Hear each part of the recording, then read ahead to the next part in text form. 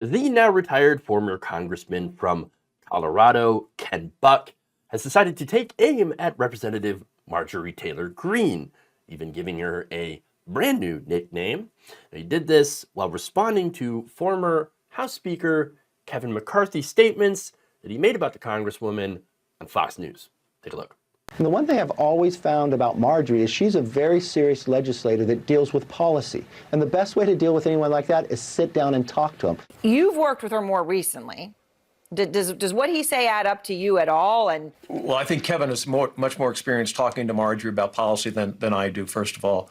Secondly, my experience with Marjorie is people have talked to her about not filing articles of impeachment on President Biden before he was sworn into office, on not filing articles of impeachment that were groundless on other individuals in the Biden administration. And she was never moved by that. She was always focused on her social media account.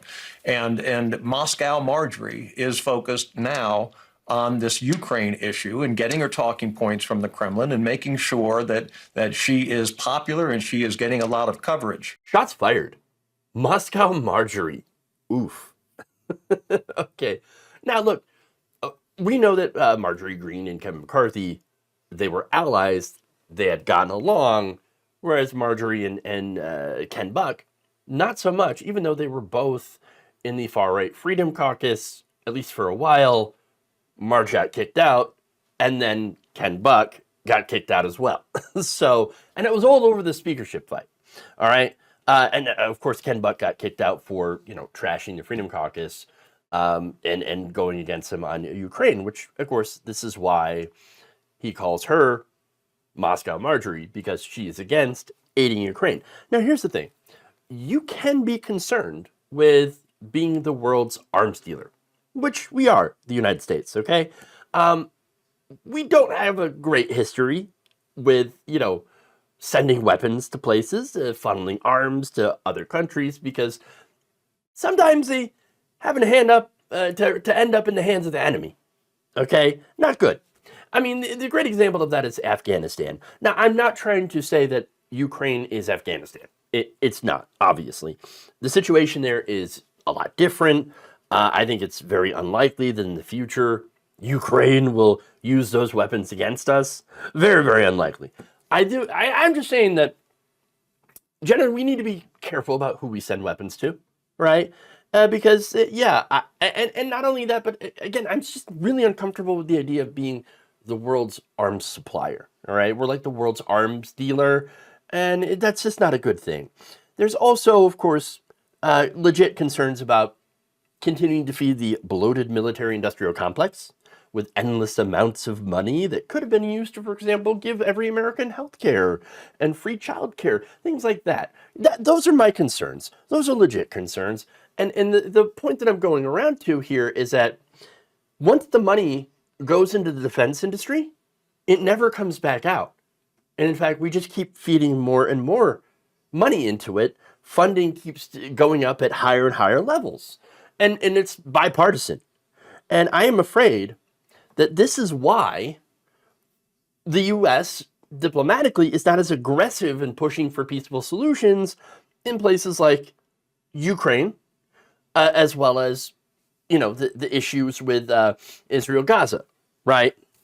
And look, I don't know if there's peaceful solutions to be found. That would rely a lot about, on the Ukrainians and the Russians coming to a mutually acceptable agreement.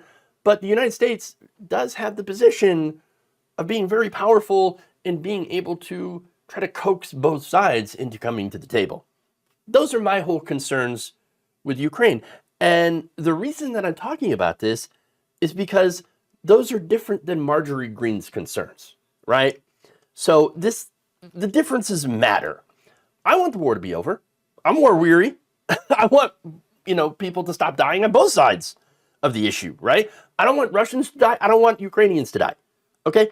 I suspect, though, that Marjorie Greene doesn't really care about the death toll, right?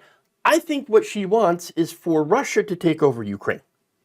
And that's because she's an ally to the Russian government because she likes them.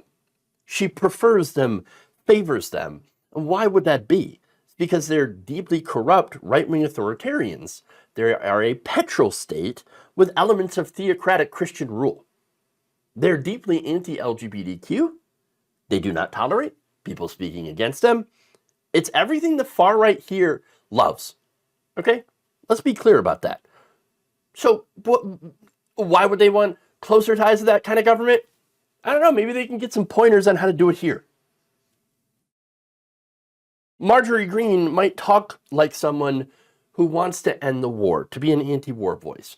But what that looks like is a Russian victory in Ukraine. Now, Buck, by the way, is not the only Republican calling out members of their party for basically speaking using Russian talking points, okay? Ohio Representative Mike Turner, the chair of the House Intelligence Committee, also spoke out, telling CNN's Jake Tapper, quote, "We see directly coming from Russia attempts to mass communications that are anti-Ukraine and pro-Russia messages, some of which we even hear being uttered on the House floor."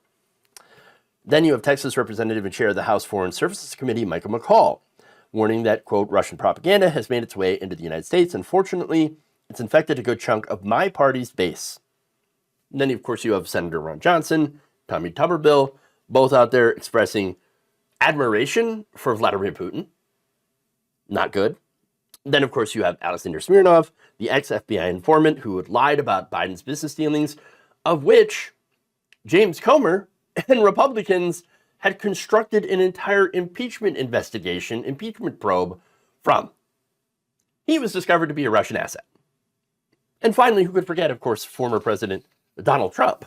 Okay. Now, the reason, of course, is not because they're using these talking points. It's not because they're necessarily, we're actually secret Russians and we're going to take over the United States and make it a part of Russia. No. They want to win, and they're desperate to win. They're desperate to have Donald Trump win in the election. So they've decided we're going to use whatever we can. Even if it's talking points handed to us by a foreign government, don't care. Don't care. It could be any government. Doesn't matter. As long as they say that they have dirt on Biden, all right, we'll use it. We'll use it. Once again, understand that I am war weary. Okay? So I get it. People's inclination who are anti-war to back any politician who is also anti-war is fairly strong. And I totally understand that. And I feel it, right? But you have to look at the motivations here. To say that Donald Trump and Marjorie Greene are anti-war is ridiculous. Just saying that you're anti-war isn't enough if that stance is going to lead to more suffering or conflict on the road. That's where Trump and Greene are going. That's the direction that they go with their so-called anti-war stance. Okay, it's more of an isolationist stance. All right? Look, I think diplomacy needs to be deployed everywhere possible. Permanent, peaceful solution to the conflict in Ukraine, for example. Again, using diplomacy. You don't need to hand over Ukraine to the Russian government. That's not the way to go. I'm not in favor of that. Okay, and I'm also in favor of a peaceful solution in Israel, Gaza, that allows the Palestinian people to have measures of self-determination and freedom and all the stuff that we claim to be fighting for, freedom, democracy, etc. We would like to have that there, and to have a peaceful solution to where both Israel and Palestine can coexist peacefully as neighbors. Those are not easy things to do, but it is something that we should all be striving for. Peace. I know. And mutual prosperity. Imagine that. But anyway, again, it's really important to look at the motivations here, to look at the rhetoric, to look at what they like, what they would like to see in the aftermath. If there is a peace, what does that peace look like? And is it going to be a lasting peace? Is it going to be a beneficial peace? Very important. And when you look at the right wing, who are claiming to be anti-war right now, their solutions do not look like peaceful solutions. They look like authoritarianism. It looks like the piece of the gun. Okay? So That said, getting back to Marjorie Greene, Ken Buck, interesting to see Ken Buck coming out and swinging against Marjorie Taylor Greene. I wonder who else Ken Buck is going to target now that he is out of bucks left to give.